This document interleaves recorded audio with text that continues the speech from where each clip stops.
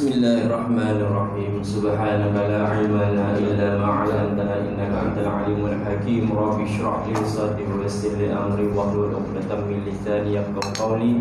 Rabbi yassir wa la tu'assir. Assalamualaikum warahmatullahi wabarakatuh.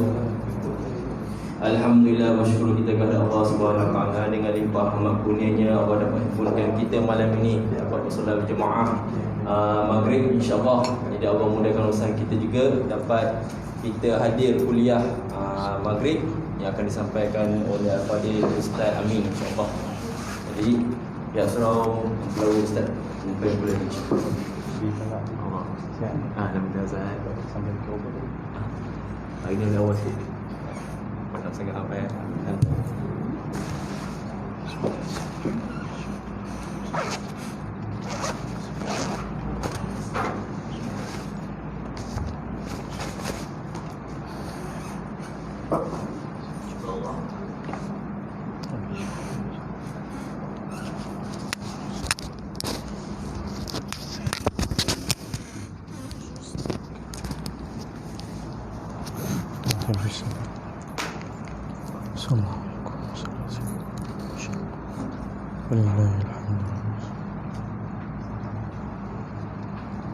ولهم الكبرياء في السماوات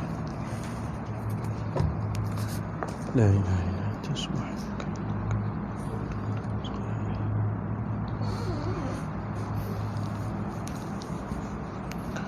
أعوذ بالله السميع العليم من الشيطان الرجيم. بسم الله الرحمن الرحيم. Assalamualaikum warahmatullahi wabarakatuh. Waalaikumsalam warahmatullahi wabarakatuh. Alhamdulillahi rabbil alamin. Alhamdulillahillazi hadana. Alhamdulillahillazi hadana lihaza wa ma kunna linahtadiya laula an hadana Allah. Ashhadu an la ilaha illallah wahdahu la sharika lah. Wa ashhadu anna Muhammadan abduhu wa rasuluh. Allahumma salli ala sayyidina wa nabiyyina wa habibina wa syafi'ina wa qurrati a'yunina wa qudwatina Muhammad ibn Abdillahil Amin wa ala alihi wa sahbihi wa man tabi'ahum bi ihsanin ila yaumiddin. Qala subhanaka la ilma lana illa ma 'allamtana innaka antal alimul hakim. Qala rabbi shrah li sadri wa yassir li amri wahlul 'uqdatam min lisani yafqahu qawli. Allahumma iftah 'alaina hikmataka wanshur 'alaina min khazaini rahmatika ya arhamar rahimin. Allahumma nawwir qulubana binuri hidayatika kama nawwartal arda binuri syamsika abadan abada birahmatika ya arhamar rahimin. Rabbi zidna ilma warzuqna fahma. Allahumma inna nas'aluka ilman nafi'a wa rizqan tayyiba wa amalan mutaqabbala. Allahumma inna na'udzu bika minal baras والجنون والجزام ومن سيء الأسقام. اللهم إنا نسألك من علم لا ينفع ومن قلب لا يخشع ومن نفس لا تشبع ومن دعاء لا يستجاب له. آمين اللهم آمين. قال الله تعالى في القرآن الكريم: أعوذ بالله من الشيطان الرجيم. يا أيها الذين آمنوا اتقوا الله حق تقاته ولا تموتن إلا وأنتم مسلمون. صدق الله العظيم. Ayuhal mustami'ul kiram, ittaqullah, usikum wa iyaya bitaqwallah. Muslimin, muslimat, mukminin, mukminat, ayah-ayah, ibu-ibu yang saya kasihi sekalian, mudah-mudahan semua yang berada di dalam majlis ilmu ni Allah ampunkan dosa kita. Allah tetapkan iman kita sehingga ke akhir hayat kita. Amin, Allahumma amin. Harapan saya Allah bagi ketetapan iman, kemudahan urusan, Allah pelihara kita semua dari segala wabak penyakit yang berbahaya. InsyaAllah masa kita tak banyak, malam ni kita sambung lagi kitab pengajian kita 40 hadis penawar bagi hati. Sebelum kita nak cerita lebih panjang lebar, malam ni hadis yang ke-60, hadis yang ke-21. Hadis yang ke-21 tu kita baru cerita satu ya. Kan, kita baru cerita satu ya, asyirku billah. Malam ni sempat kita cerita dua, tak sempat kita cerita satu. Qala al-musannif rahimahullahu ta'ala wa nafa'ana bi'ulumihi wa 'ulumikum fid darain amin Allahumma amin. An Abi Hurairah radhiyallahu anhu 'anil nabiy sallallahu alaihi wasallam qala ijtanibus sab'al mawbiqat. Qalu ya Rasulullah wa ma hunna? Qala asyirku billah was-sihru wa qatlun nafsi allati harramallahu illa bil haqq wa akalur riba wa aklu malil yatim wa tawalli yawma az-zahf wa khadhful muhsanatil mu'minatil ghafilat atau kama qala muttafaqun alaih. Yang bermaksud daripada Abu Hurairah radhiyallahu anhu, kata dia bahawasanya baginda Nabi sallallahu alaihi wasallam bersabda, jauhilah kamu akan 7 perkara yang membinasakan. Lalu sahabat bertanya, ya Rasulullah, apakah tujuan pembinasaan itu? Lalu Nabi sallallahu alaihi wasallam menjawab, asyirku billah, iaitu kamu menyekutukan Allah dengan sesuatu yang lain. Dan yang kedua kata Nabi sallallahu alaihi wasallam, sihir. Kemudiannya membunuh jiwa yang diharamkan oleh Allah Ta'ala melainkan dengan kebenaran menurut syarak. Kemudiannya memakan harta riba. Kemudiannya memakan harta anak yatim. Dan lagi kata Nabi sallallahu alaihi wasallam, kamu lari daripada medan pertempuran sewaktu mana perang sedang berkecamuk, dan kamu telah menuduh berzina terhadap perempuan-perempuan mukminah yang baik, yang selalu menjaga diri daripada perbuatan-perbuatan yang keji. Hadis ini hadis sahih riwayat Bukhari dan Muslim. Hadis ini berada di bawah tajuk jauhi 7 pembinasaan. Sekadar nak bagi saya dan ayah-ayah, ibu-ibu ingat, kita di surah Al-Mukhlisin, Al-Muhaimin, kita pilih untuk baca kitab 40 hadis akhlak mulia, 40 hadis penawar bagi hati. Dalam kitab 40 hadis penawar bagi hati ini, ayah-ayah, ibu-ibu yang dimuliakan Allah, Al-Allamah Asy-Syaikhun Kabir Al-Ajuz Syekh Fahmi Zamzam telah menyusun lebih kurang 40 hadis lebih untuk saya dan kita semua menjadikan hadis-hadis di dalam kitab ini sebagai panduan dan pedoman agar hati kita tidak rosak. Kerana tuan-tuan yang dimuliakan Allah, hati ini rosak bila manusia itu gemar dan suka melakukan dosa. Dosa yang kita sebutkan di sini bukanlah dosa-dosa besar, tetapi bermula dengan dosa-dosa kecil. Sebab tu kita orang yang beriman, syukur yang tidak terhingga kita panjatkan kepada Allah Subhanahu wa ta'ala, yang Allah Ta'ala bagi kita tahu dalam hidup ada halal dan haram yang perlu kita patuhi. Jauhkan diri daripada melakukan dosa-dosa kecil yang kita pandang remeh, yang kita pandang senang, yang kita pandang tak ada apa-apa. Kita terlupa kiraman dan katibin Dia tak pernah lalai dan leka. Dia sentiasa catat setiap kebaikan dan setiap keburukan yang kita buat.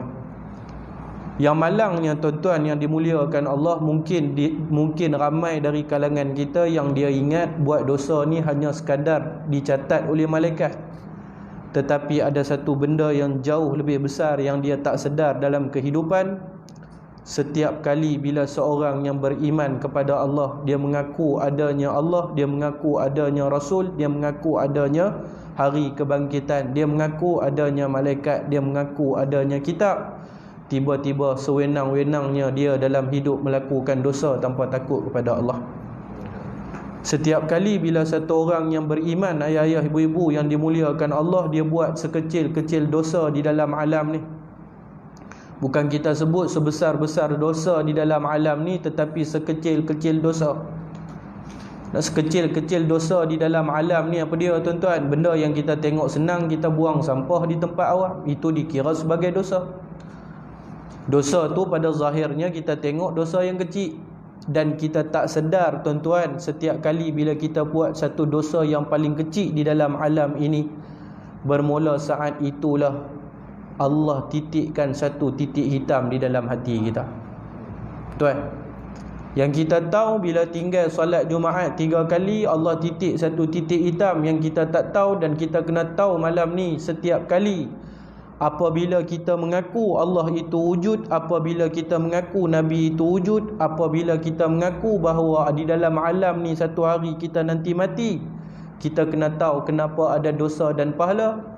Dan kenapa sukar untuk kita bertaubat, sukar untuk kita kembali kepada fitrah setiap kali kita melakukan dosa? Jawapan dia kerana hati kita sudah pun dipenuhi dengan titik-titik hitam, disebabkan bermulanya daripada dosa-dosa kecil yang kita buat. Bahaya tak? Hari ni kita muhasabah diri daripada pagi sampai ke malam. Tuan-tuan, sekecil-kecil dosa apa dia? Buang sampah. Apatah lagi dosa mencarut kat orang kata bodoh, dosa mencarut kata orang tak ada akal, dosa maki orang tu, dosa fitnah orang ni. Bukan satu titik hitam. Satu hari setiap orang beriman yang dia rasa dia beriman, kopiah sentiasa duduk di atas kepala, jubah sentiasa duduk di atas badan, semayang 5 waktu tak tinggal, tapi dalam hidup dia tak tinggal benda yang paling bahaya, namanya ialah zunub, iaitu dosa tuan-tuan. Sekali lagi saya ulang, setiap kali anak Adam itu melakukan dosa, setiap kali itulah Allah titikkan satu titik hitam dalam hati dah. Tuan-tuan, dalam hidup Islam ajak kita, saya dan kita semua, setiap hari Allah bagi peluang hidup. Kita bukan hidup atas dunia ni matlamat dan tujuan kita nak pergi kerja, matlamat dan tujuan kita nak jaga bini, nak jaga anak, pergi ambil anak sekolah, jadi guru, bawa motor, makan, mandi, main mengaji, tak. Tetapi ada satu matlamat yang besar. Saya dan kita semua setiap hari kena berusaha sedaya upaya memperbaiki diri kita tuan-tuan. Memperbaiki diri. Pasal apa tuan-tuan? Cukuplah hari kita mati balik bertemu Allah Subhanahu Wa Taala. Bukan kita bawa 10%, bukan kita bawa 20%, bukan kita bawa 30%. Cukup 1% dosa yang kita bawa, kita sengsara bermula daripada hari kita berada di alam kubur. Ini kita muhasabah malam ni. 1442 hijrah, sambut hijrah pimai-pimai, azam macam-macam, tapi tak ada usaha untuk jadi orang baik. Nak jadi baik, kena usaha. Tuan-tuan yang dimuliakan Allah ni, yang kita abang ni, yang nama kata dosa, dosa ni bermula daripada dosa-dosa kecil ni. Kita tak sebut dosa pijak kasut orang, dosa dalam Islam. Tuan-tuan, ni kita mengaji kitab penawar bagi hati. Macam mana cara nak bersihkan hati? Yang pertama kata para ulama, setiap hari kita bangun daripada tidur, kita kena ada satu azam, satu keinginan, ya Allah, aku nak jadi orang baik. Nak jadi orang baik macam mana? Hindarkan hati daripada dititik ataupun dicop dengan cop-cop hitam. Kerana dengan cop-cop hitam tu lama kelamaan jadi hebah. Tuan-tuan, rosak lah. Kita tengok orang yang isap rokok, kita rasa kesian kat dia. Doktor operation belah hitam bukan main lang dia ni. Kita tengok paru-paru dia, jantung dia, takut. Tuan-tuan, tu zahir yang manusia nampak. Yang manusia tak nampak, yang tak pernah sebut nama Allah, ala bi dzikrillahi tatmainnul qulub. Cara nak bersihkan hati iaitu sentiasa berzikir kepada Allah. Zikir di mulut kita, orang tu salah, orang ni salah, hak tu tak ada akal, hak ni tak ada akal, hak ni bodoh, hak ni tak cerdik. Itulah yang menyebabkan hati kita jauh daripada hidayah dan petunjuk Allah. Bahaya tuan. Ni malam ni muhasabah duduk fikir, ya Allah umur 50 dah tapi banyak ketinggalan dalam hidup, banyak benda tak boleh buat. Pasal apa ya Allah? Jawapan dia kita mengaji malam ni bukan pasal apa, pasal kita adalah pengamal tegar dosa-dosa kecil sehingga Allah hitamkan hati kita. Khaswatul qalbi wa inna ab'adan nasi minallahi qalbul qasi. Bahaya tuan. Rupa-rupanya baru kita tahu malam ni tuan-tuan. Sebab tu tuan-tuan, sebab tu kita tengok, siapa nama dia? Ada satu orang sahabat Nabi radhiyallahu an. Bila dia pergi tanya Nabi SAW, dia kata, ya Rasulullah, aku ni usaha dalam hidup untuk bangun sembahyang malam. Aku ni usaha dalam hidup untuk bangun sembahyang malam. Tetapi ya Rasulullah, setiap kali aku cuba untuk nak bangun sembahyang malam, tak menemui kejayaan, sebaliknya kegagalan. Gagal. Suatu Hasan Al-Basri kata apa tuan-tuan? Orang yang tak boleh sembahyang malam, tuan-tuan. Satu orang nama dia Hasan Al-Basri. Tabi'in lah, hebat lah. Dia kata apa? Dia kata orang yang tak boleh bangun sembahyang malam, ketahuilah Allah yang mengharamkan dia daripada bangun sembahyang malam. Sebab apa tuan-tuan? Sebab hati dia penuh dengan titik-titik hitam dan dosa kepada Allah. Oh, itulah punca dia. Ya tuan. Nak sembahyang malam ni hati kena hebat ah. Ni kita cerita tentang soal hati. Malam ni kita muhasabah. Hari ni dah berapa banyak titik hitam yang malaikat cop di hati kita. Dan hari ni daripada pagi berapa banyak dah kita cuci dosa-dosa tu dengan zikir, dengan sentiasa memaafkan orang lain dan sentiasa berprasangka baik kepada Allah. Dahlah dosa banyak tuan-tuan. Maafkan orang pula tak mau, zikir pula tak mau, kemudian sentiasa berprasangka buruk kepada Allah. Maka hati ni mati tuan-tuan. Nampak saja jasad tu duk bergerak. Tu yang kita tengok. Tu yang kita tengok dalam hidup. Dia tak ada rasa heran lintas depan surau orang semayang, dia tak semayang. Dia tak pernah rasa heran dia lintas depan surau ada besar punya besar punya iklan, kita tengok kawasan tutup aurat, dia tak pernah tutup aurat. Kita heran apa yang dok jadi dengan orang ni. Malam ni kita tahu jawapan yang menghalang satu-satu orang itu daripada menerima hidayah Allah Subhanahu wa taala kerana dia terlalu banyak melakukan dosa dan dia tak berusaha nak jadi orang yang baik. Muslimin yang dirahmati Allah Subhanahu wa taala. Jadi inilah cerita dia. Malam ni kita baca hadis berkenaan dengan 7 dosa besar.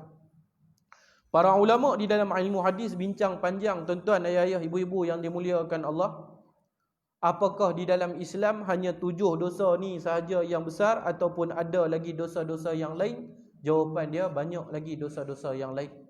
Kalau kita baca di dalam kitab Kabair, kitab dosa-dosa besar, di sana ada dinyatakan lebih daripada 57 dosa-dosa besar yang perlu dijauhi bagi satu orang Islam. Mengaji ya kitab ni tuan.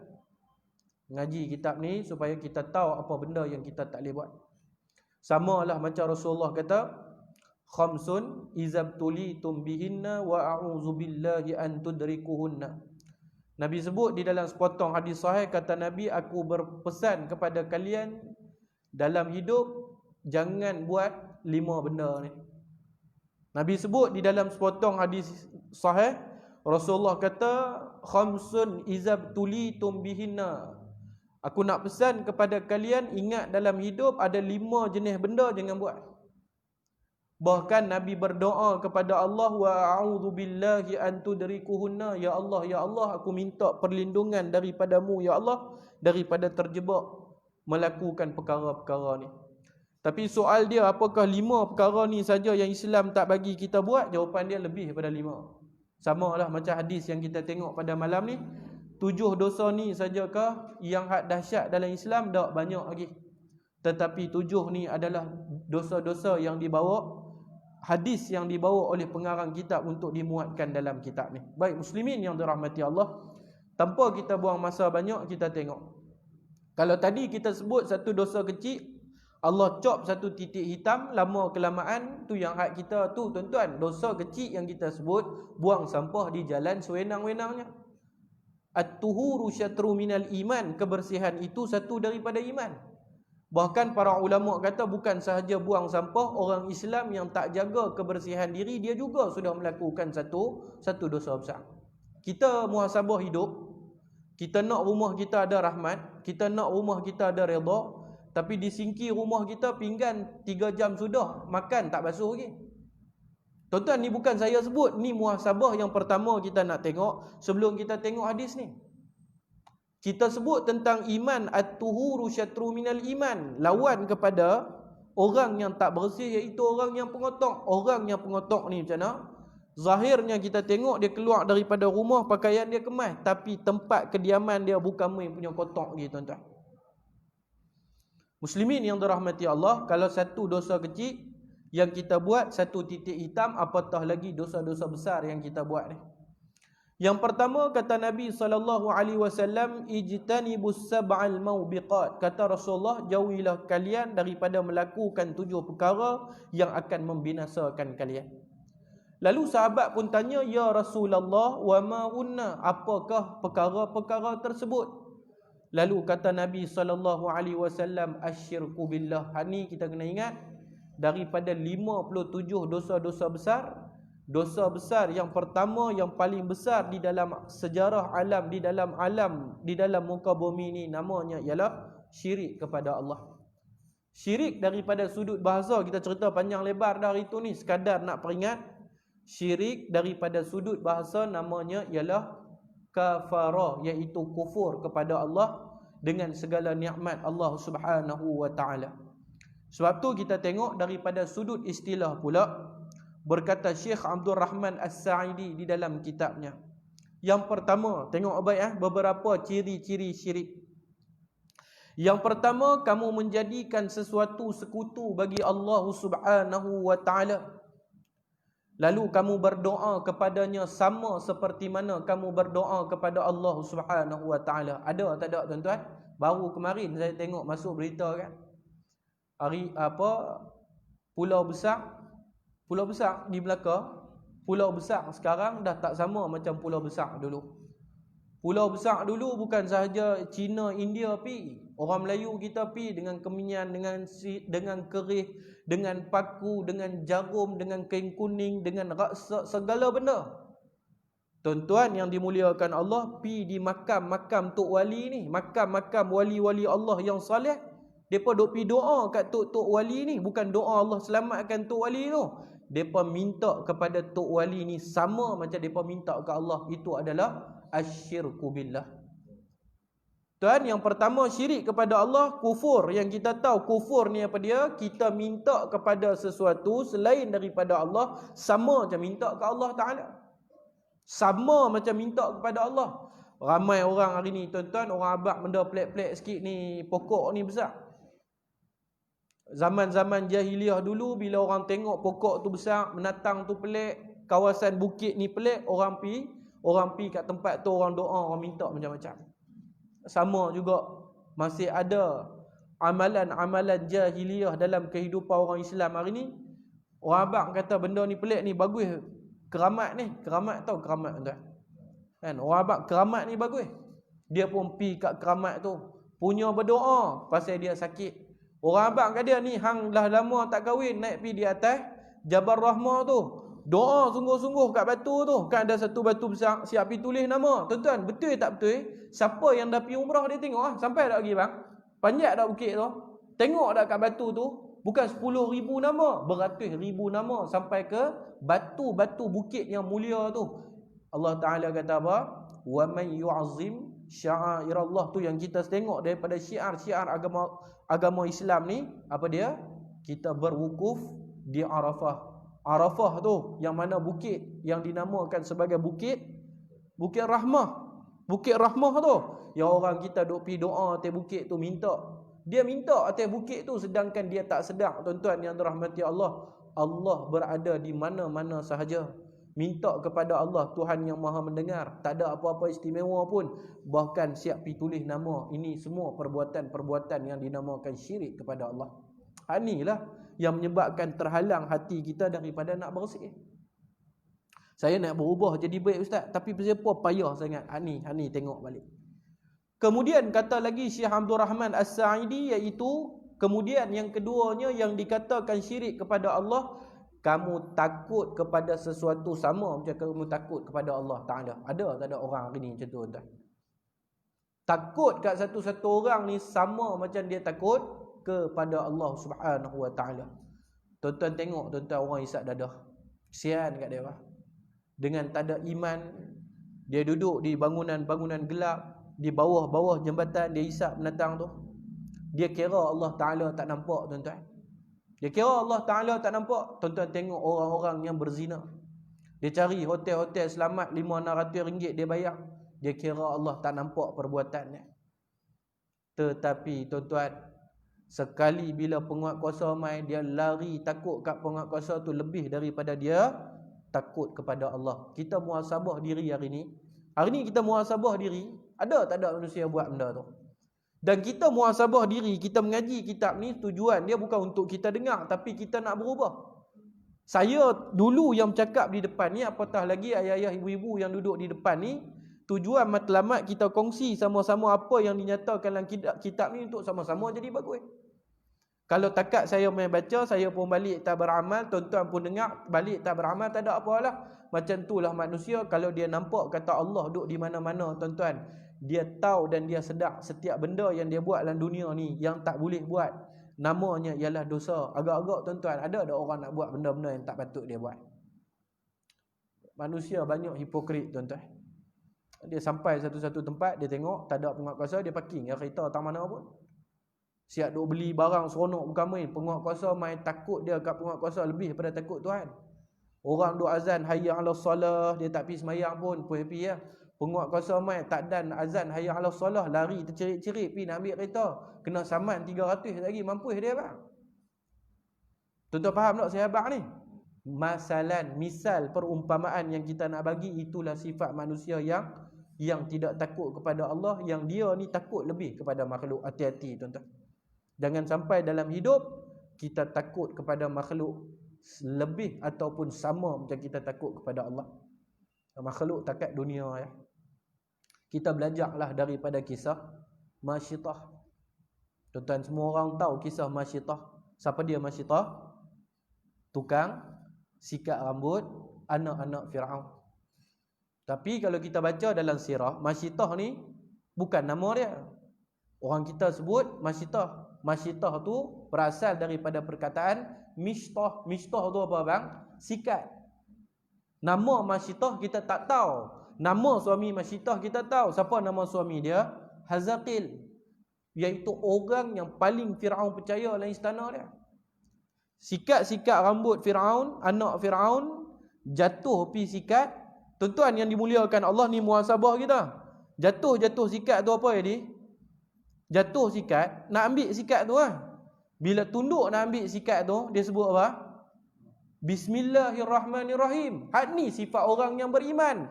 Kullu syai' maza, apa sahaja yang kita nak buat, nabda' bismillahirrahmanirrahim. Mana ada orang Islam hari ni mai sembahyang buka pintu surau baca bismillah? Mana ada tuan?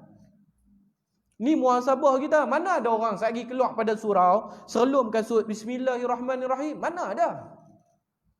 Mana ada orang tuan-tuan hari ni yang betul ni bukti menyatakan kita hidup di akhir zaman, yang mana kita tahu kita hidup di akhir zaman, kita terlupa Nabi kata badiru bil a'mali fitan ka qita'il laili muslim yusbihur rajulu mu'minan wa yumshi kafiran ila akhiril hadis.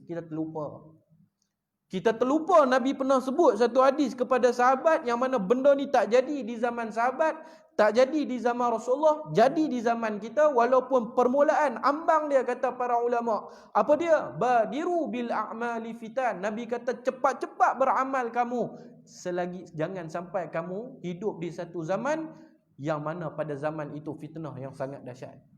Dahsyat tak dahsyat fitnah zaman tu? Tuan-tuan, Sambil bercakap dengan bini, minta telefon lagi. Qatita'il laili muslim yusbihur rajulu mu'minan wa yumsi kafiran. Nabi kata nanti sampai kemuncak. Kita tak minta hidup di zaman tu. Kemuncak fitnah ni apa dia? Ada orang Islam pagi tadi dia keluar pada rumah Islam, petang hari kafir. Kita yang hidup hari ni tak ada kan macam tu tuan-tuan. Sedangkan Nabi ajak apa saja nak buat sebut bismillah. Ada tuan-tuan, muhasabah. Siapa nak kencing buka seluar bismillah? Siapa tuan? Siapa yang buat ketahuilah Allah dan Rasul sayang kat dia. Tuan-tuan muslimin yang dirahmati Allah ni, Masitah yang kita duk baca cerita dia ni, yang kata takut kepada Allah ni jatuh sikat tadi, kita punya cerita yang hak kita kata Allah tu dah. Kita baca dalam tafsir kisah yang sahih dia tak sebut Allah. Bila dia nak ambil sikat tadi, dia kata bismillah. Denny pun tanya kat dia, apa dia tu bismillah? Tak, kita sebagai orang Islam, apa sahaja yang kita nak buat bismillah. Bukan zaman Nabi Muhammad, daripada zaman Nabi Adam alaihi salatu wassalam. Nah, tuan-tuan muslimin yang dirahmati Allah, sehingga kesudahan dia, tengok tuan, Firaun cerita anak dia pun kata anak pun jahat ke? Anak pun jahat. Kalau betul ada Tuhan lain daripada Allah, panjang tu cerita tu panjang, tapi nak sebut bismillah punya pasal, siapa yang ajak bismillah ni mai pada mana aku ada Tuhan lain, bukan bapa hang Tuhan, yang mana Tuhan ni adalah Tuhan aku dan Tuhan kamu. Oh, macam tu anak dia kata, pergi habaq dengan bapak dah. Muslimin yang dirahmati Allah, satu kawah minyak panas ni, takut kepada Allah, yang mana iman saya yang bercakap pada malam ni, tak ada lah iman kita susah tuan. Terjun masuk dalam kuali tu, dalam minyak panas tu, lepas 10 minit apa jumpa naik apa bang? Naik tulang belulang yang sudah, daging yang sudah hancur, kulit yang sudah hancur habis. Minyak panas ni timbul tulang anak dia. Sekali lagi terjun pula anak nombor 2, sampai ke anak nombor 3, sampai anak yang masih menyusu. Itu yang kata syirik kepada Allah, takut kepada makhluk lebih daripada takut kepada Allah. Ini muhasabah lah tuan-tuan malam ni. Takut kat bini ni sampai lock macam-macam, tak takut kat Tuhan.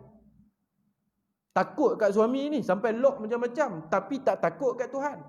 Takut kat majikan ni, punya macam-macam helah dia buat, tapi tak takut kat Tuhan. Tuan-tuan faham tak apa saya duk abang malam ni? Muslimin, ayah-ayah, ibu-ibu yang dirahmati Allah.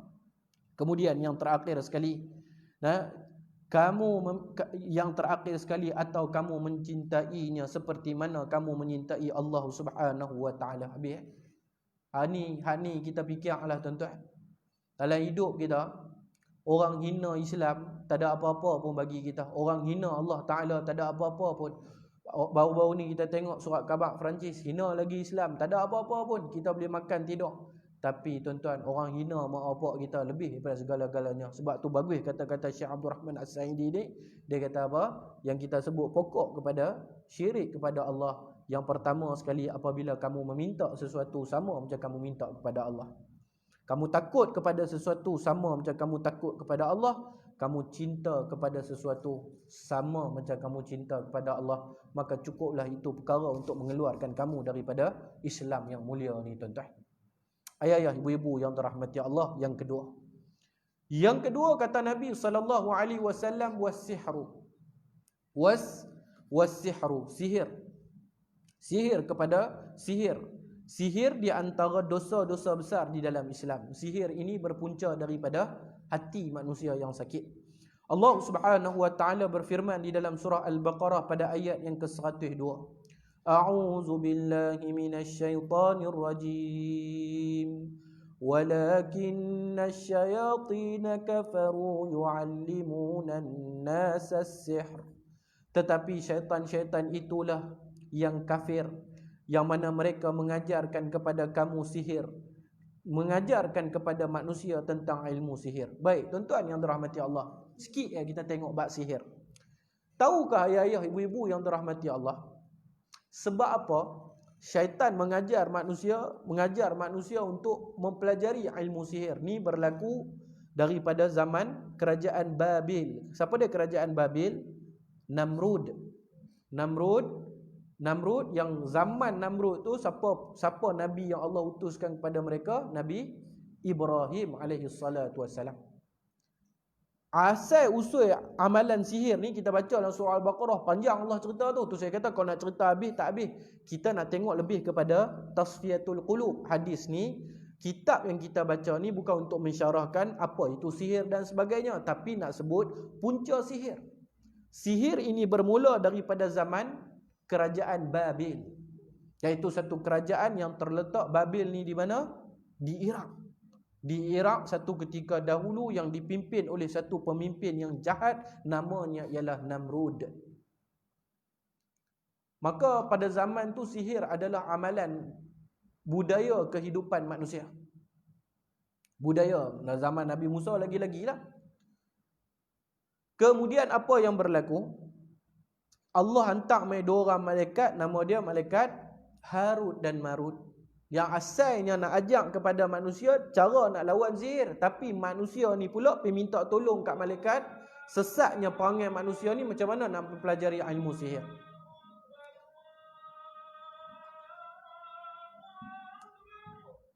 Allah.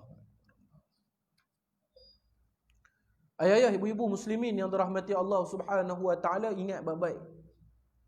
Sihir di dalam Islam ni banyak sihir di dalam Islam. Allah Ta'ala nyatakan di dalam surah Al-Baqarah pada ayat yang ke-102, kata Allah, padahal ni cerita tentang Harut dan Marut, padahal keduanya tidak mengajarkan kepada mereka sesuatu sebelum mengatakan sesungguhnya kami ini hanyalah cubaan bagimu, sebab itu janganlah kamu kafir. Maka mereka mempelajari daripada kedua malaikat itu apa yang dapat memisahkan di antara seorang suami dan seorang isteri. Ni tuan-tuan, sihir ni dia ada berbagai-bagai peringkat. Ada sihir biasa-biasa sampai kepada sihir yang paling dahsyat sekali. Benda yang mati yang tak boleh bergerak, dia boleh gerak-gerakkan benda tu. Sihir yang paling dahsyat sekali yang kita sebut sebagai ni, yang Allah Ta'ala kata apa? Bainal mar'i wa zawjih. Satu orang yang dengki tengok satu orang ni bahagia, dia sihir satu pasangan suami isteri sampai bercerai-berai. Di Malaysia banyak tak banyak tuan? Di Malaysia ni bukan banyak, tetapi maha banyak orang-orang Melayu yang hak kita tengok pelik perangai, pelik heran perangai dia. Orang yang hina Islam dia tak sihir pula, orang Islam pula yang dia pergi sihir. Orang yang hina agama kita, ambil hak kita, yang kita tengok dalam negara sudahlah, dia tak sihir pun. Tapi apa yang dia dengki, dia geram sangat, dia sihir tuan-tuan, suami isteri. Yang sihir tadi ni berbagai-bagai kelompok. Antaranya tuan-tuan yang dimuliakan Allah kan, lepas-lepas PKP, macam biasalah kuliah semua start balik. Saya ada kuliah tengah hari, kuliah petang, kuliah malam. Salah satu kuliah tengah hari di Chulan Tower. Ada satu abang ni rapatlah baik sangat dengan saya. Saya jumpa lepas PKP tu berapa bulan tuan-tuan. Lepas PKP bulan yang boleh mengajar ni bulan 9. 7 ke boleh start mengajar. Sebulan selepas boleh mengajar baru saya start mengajar. Tengok hamba Allah ni tuan-tuan, kurus betul ya, lagi kurus pada Abi ni. Sedangkan masa dulu duk pergi mengajar, steady lagi pada abang ni tau. Tanya kat dia ni, abang sakit ke? Dia kata, satgi kalau ustaz lapang lepas kuliah kita pergi minum Ustaz. Pergi minum tuan. Dia kerja sekian-sekian tempat. Allah bagi dia achieve target setiap benda yang company bagi. Sampai gaji dia besar, gaji dia banyak. Dia beli satu rumah besar bagi hadiah kat isteri dia. Tuan-tuan yang dirahmati Allah, tiba-tiba rumah tangga dia pun jadi kelang kabut. Tiba-tiba rumah tangga dia jadi kelang kabut. Dia kata, duduklah rumah ni ustaz nampak pocong, duduklah rumah ni nampak hantu raya, tengok muka bini ni tak boleh, yang bini tak boleh tengok muka saya. Kira bergaduh, tiap-tiap hari yang isteri minta cerai macam-macam ni ustaz. Ni cerita panjang nak cerita ni. Tuan-tuan yang dirahmati Allah, siapa yang sihir dia? Mak dia sendiri sihir dia. Mak dia sendiri sihir dia. Sebab apa? Sebab mak dia takut harta yang banyak anak dia duk dapat ni semua dapat kat bini dia. Tu kita tak heran tengok kes. Tuan-tuan yang dirahmati Allah di Malaysia, kes apa? Kes Abam ni. Abam Mega Maharaja Lawak tu kita tengok. Sial. Hamba Allah tu mati duduk dalam kubur, tinggal keluarga-keluarga yang tak ada ilmu, kesian dia pun duk tumpang sama saham, duk kena godam dalam kubur.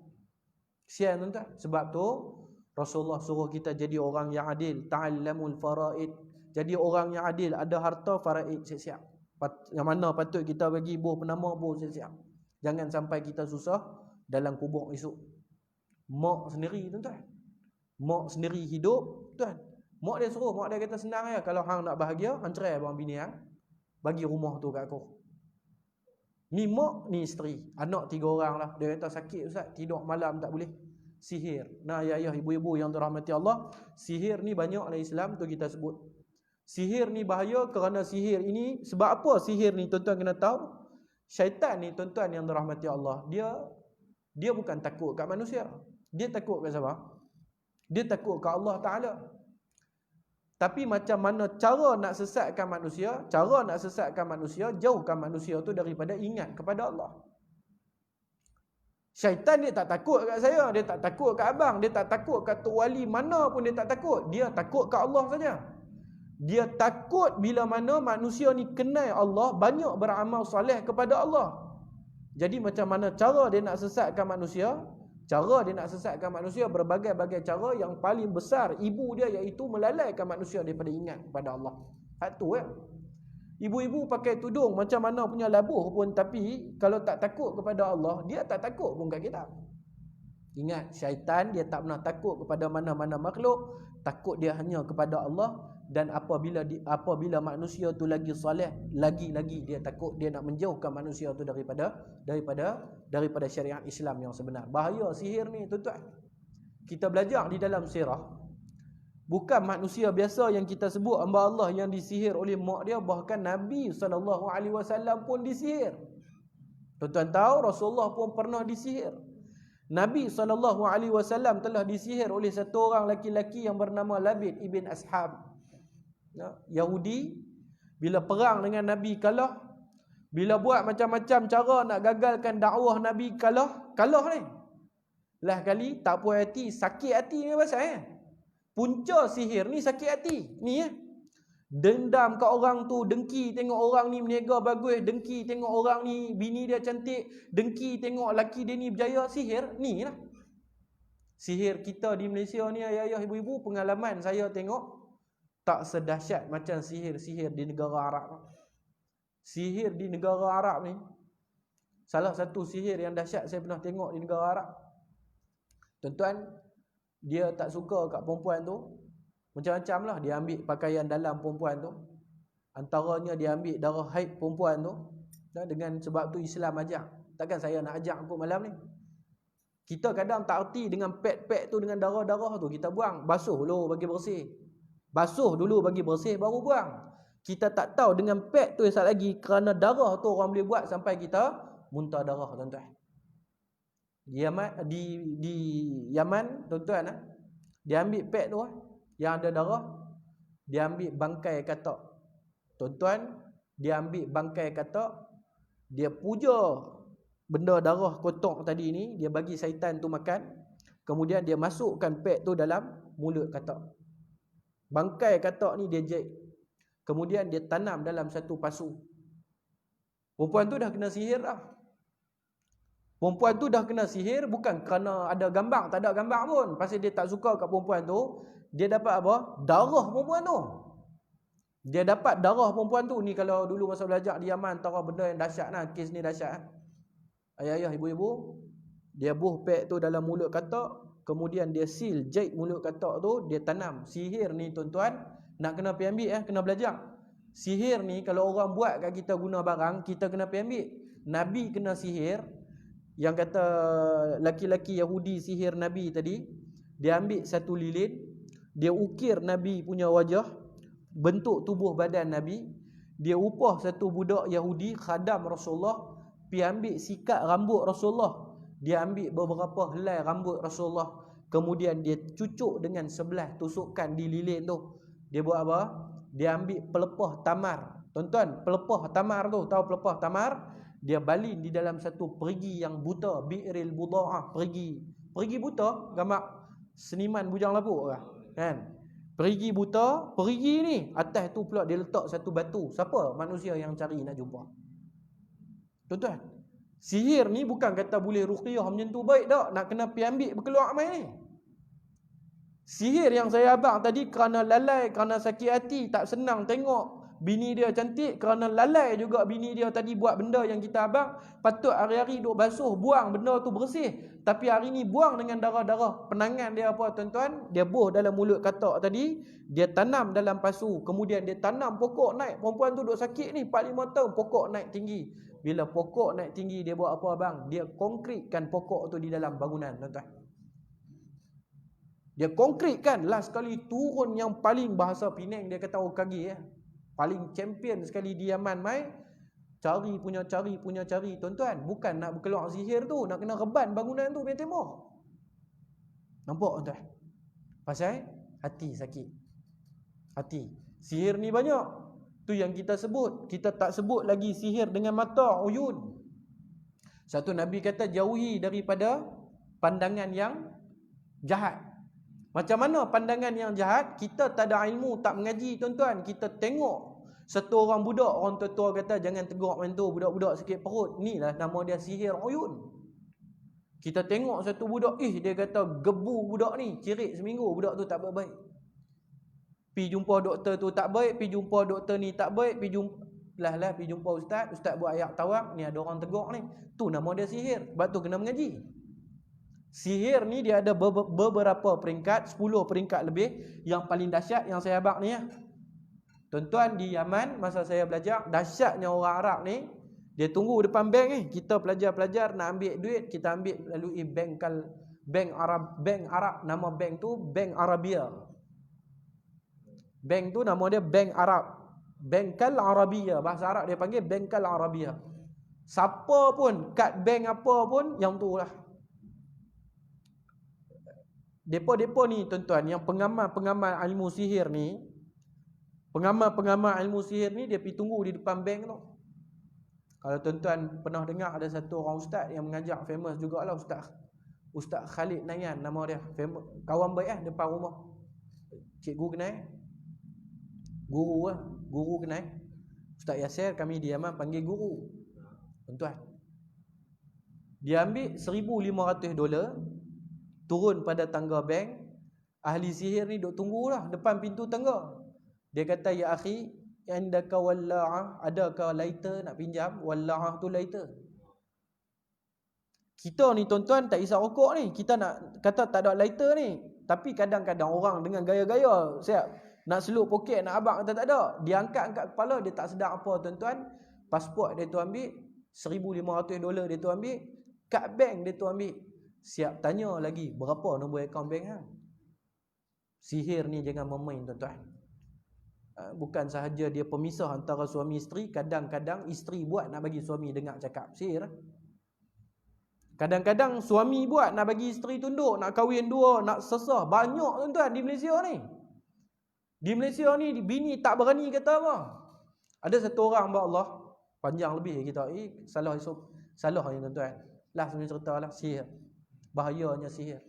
Ada satu orang hamba Allah, kerja besar, gaji besar. Dia nak jumpa saya di Pandan Capital, saya jumpa dia. Dia kata, ustaz, saya ni tak tenang. Orang muda tuan-tuan. Dia kerja oil and gas di Iraq. Sekali dia pergi Iraq, tengok oil and gas punya projek 6 bulan, balik Malaysia, syarikat dia kerja tu bayar kat dia RM250,000 Malaysia tuan-tuan. Balik Malaysia 2 minggu, pi pula. Hamba Allah ni Allah bagi dunia dah. Umur tak sampai 35 tahun tuan-tuan.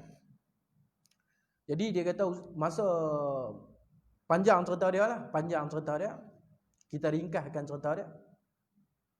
Ringkaskan cerita hamba Allah ni, tuan-tuan yang dirahmati Allah. Dia hilang sabar dengan bini dia. Lalu dia pukul bini dia. Dia pukul bini dia tuan-tuan.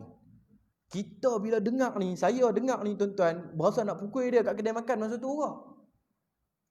Saya kata kat dia, gamuk, mula duk sembang abang jugalah. Kata gamuk hang pukul bini. Marah tara mana pun jangan pukul bini. Ada tuan-tuan bisa pukul bini. Siapa pukul bini memang betul-betul manusia tak guna yang ada dalam rumah Allah ni tuan-tuan. Betul nak abang minta maaf banyak. Siapa yang pernah pukul isteri dia, dia adalah manusia yang paling tak guna yang pernah hidup di atas muka bumi Allah Subhanahu wa taala. Allah bagi dia tu amanah kat kita. Habis cerita tuan-tuan, Saya tak boleh terima kenyataan gini, tak boleh terima kenyataan kata dia pukul bini ni, pasal zahirnya nampak orang mengaji bagus, semua program dia antara funder terbesar.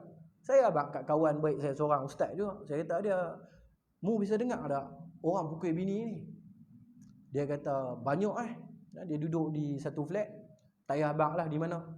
Dia kata dahsyatnya aku duduk di flat ni, daripada atas sampai bawah ni macam-macam lah. Tambah PKP baru ni, ada satu orang isteri kena pukul dengan suami sampai telanjang keluar rumah.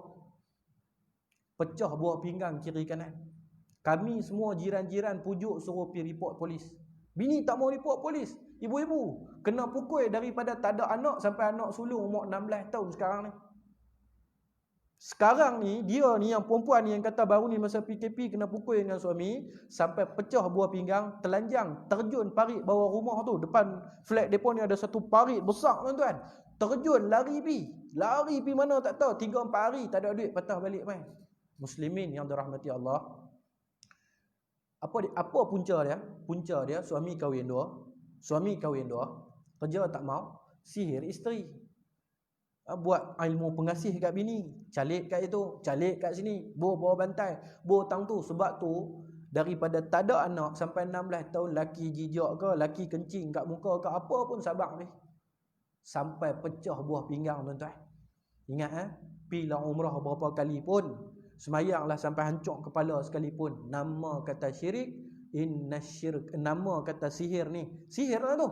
Sihir isteri dengan benda-benda yang tak patutnya. Sihir ni adalah neraka tempat dia. Neraka tempat bagi orang yang mengamalkan ilmu sihir. Berpuncanya sihir adalah kerana hati yang sakit. Jauhkan diri daripada mengamalkan benda-benda ni, percaya kepada benda-benda ni. Muslimin yang dirahmati Allah, kadang-kadang kita tak sedar. Orang bagi kat kita benda-benda pendidik, pelari. Semua itu dikategorikan sebagai wama yu'allimani, apa yang kamu belajar yang dinamakan sebagai sihir. Sihir ni apa dia? Untuk menundukkan seseorang, bagi orang dengar cakap, bagi orang suka kat kita, itu ini dan sebagainya. Ini semua adalah perkara yang membatalkan iman dan akidah kamu. Habis lingkup kita. Itu yang hak semayang tunggil langgang, tidak ada apa-apa. Kita sebut, kalau tadi satu dosa kecil, satu titik hitam.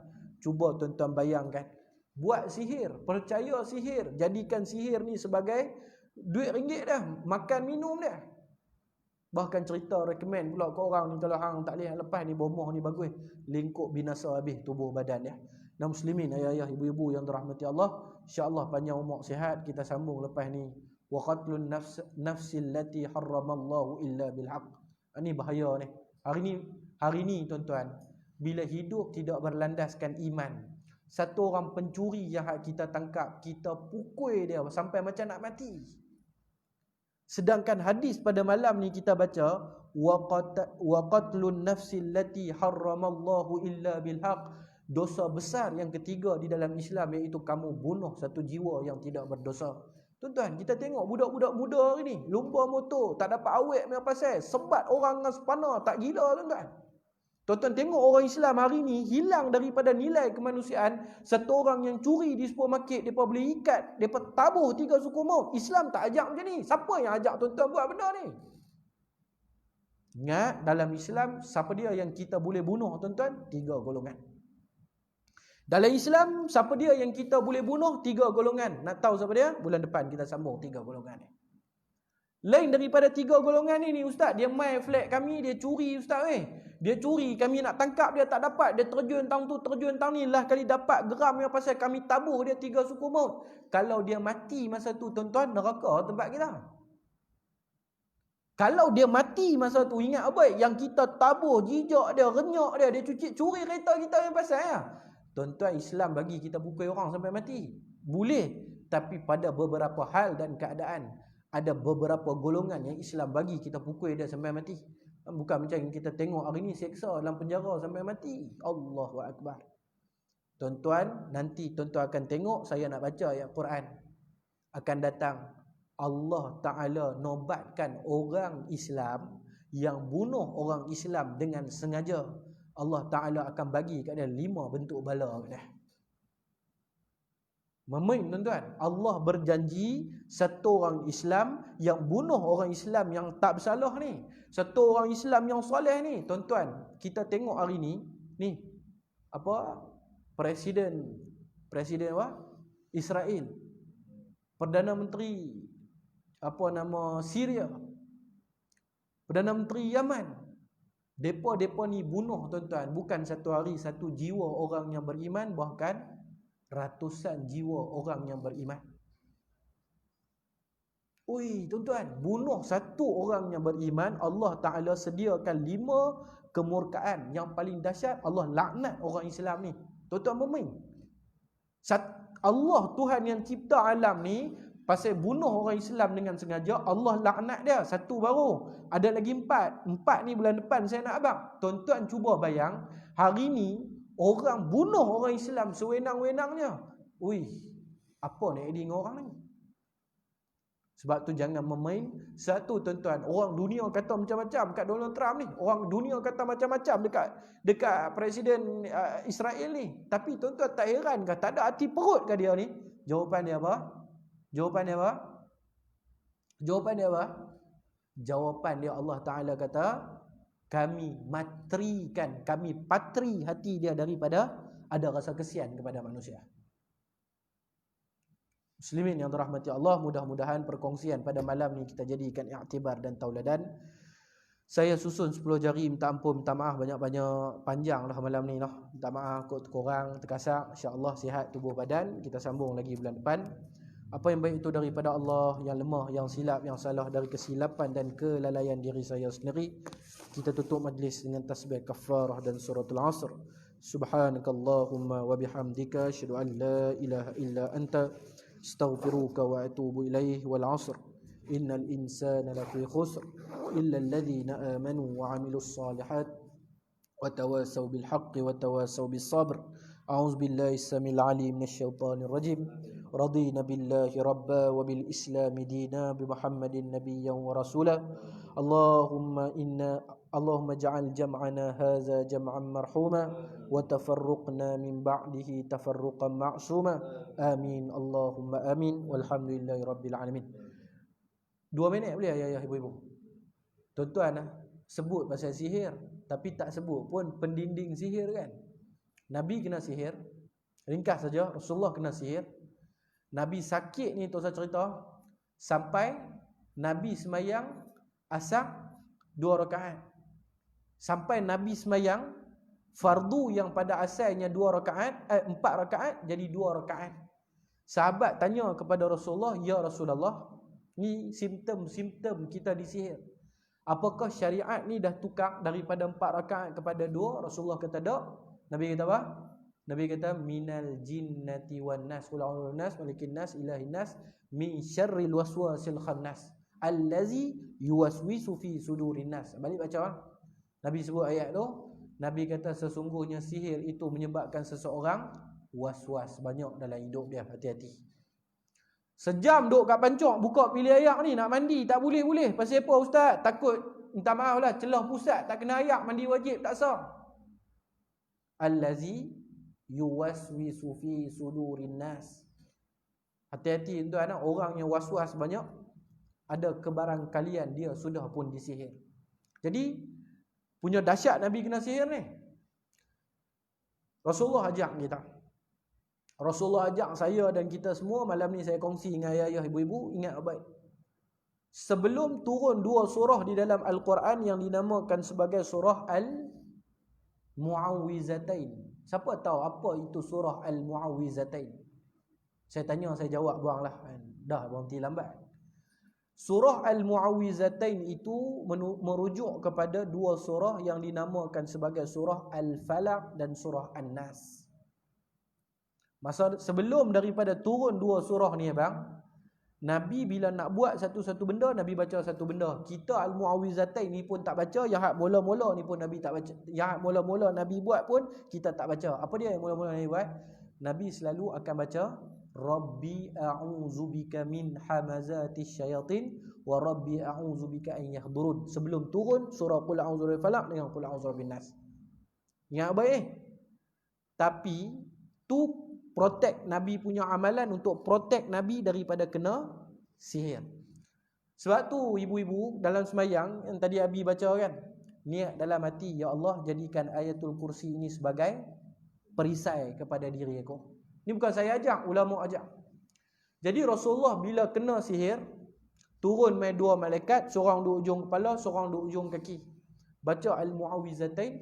Lalu Aisyah sebut hadis sahih, aku tidak pernah tengok sejak daripada hari Nabi sihat, Nabi meninggalkan al-muawwizatain sebelum tidur. Cara dia macam mana tuan-tuan? Cara dia macam mana ibu-ibu? Tiap-tiap malam sebelum tidur dah ambil wuduk semua, duduk atas tempat tidur, tadah tangan dua-dua macam ni, baca, tak mau baca Fatihah pun tak ada masalah, tak mau baca qul huwallahu ahad pun tak ada masalah. Cukup qul a'udzu birabbil falaq dengan qul a'udzu birabbin nas. Tapi kalau boleh baca Fatihah, ayat kursi, surah Al-Ikhlas, An-Nas dan Al-Falaq lagi bagus. Tapi ustaz, saya tak mau baca, saya nak baca dua ni ya. Tak ada masalah. Hadis itu juga hadis sahih. Tadah tangan ibu-ibu, baca Fatihah sekali. Kalau saya baca ni lah, qul a'udzu birabbin nas sekali, qul a'udzu birabbil falaq sekali. Qul a'udzu falaq dulu, bukan qul a'udzu birabbin nas dulu. Qul a'udzu birabbil falaq dulu, kemudian qul a'udzu birabbin nas. Lepas tu buat apa Abi? Tiup di tapak tangan, sapu tang mana sahaja tangan tuan-tuan boleh sampai. Dulu benda ni amalan para salafus soleh, sampai imam-imam kita dalam solat pun buat. Betul tak bang? Masa kecil-kecil selalu tengok tak? Tak tahulah. Kod saya masa kecil-kecil selalu ayah usung pi. Kita duk fikir, apa tu imam ni sampai ke belakang jubuk semua duk sapu ni. Saya selalu duk fikir. Tapi mai puak-puak bid'ah ni, mana faham-faham tak faham sudah, hak tu bid'ah, hak ni bid'ah, lah kali orang pun tak buat dah benda tu tuan-tuan. Kesudahan dia, hari ni Tok Imam selamba rok lepas sembahyang bangkit, tak ada apa benda tu. Sedangkan benda itu merupakan sunnah Nabi SAW. Sekiranya kita baca qul a'udzu birabbil falaq dan qul a'udzu birabbin nas. Sekali ya, ingat baik Aisyah kata, Nabi baca qul a'udzu birabbil falaq, qul a'udzu birabbin nas, tiup, Nabi sapu. Kemudian Nabi tadah tangan lagi, baca lagi. Kali yang kedua sama juga, qul a'udzu birabbil falaq, qul a'udzu birabbin nas, tiup, sapu. Tak mana aja boleh sampai. Sampai tapak kaki ke, celah jari ke, lubang telinga ke, tak mana boleh sapu. Summa. Kali yang ketiga, qul a'udzu birabbil falaq, qul a'udzu birabbin nas, tiup di tapak tangan, sapu, baru tidur. Satu selalu minta, ya Allah, jadikanlah aku ni pelindung, minta berlindung daripada gangguan iblis, syaitan, jin. Kadang tuan-tuan orang tak buat kita. Tapi pasal kita lemah, dia main kacau kita. Kan?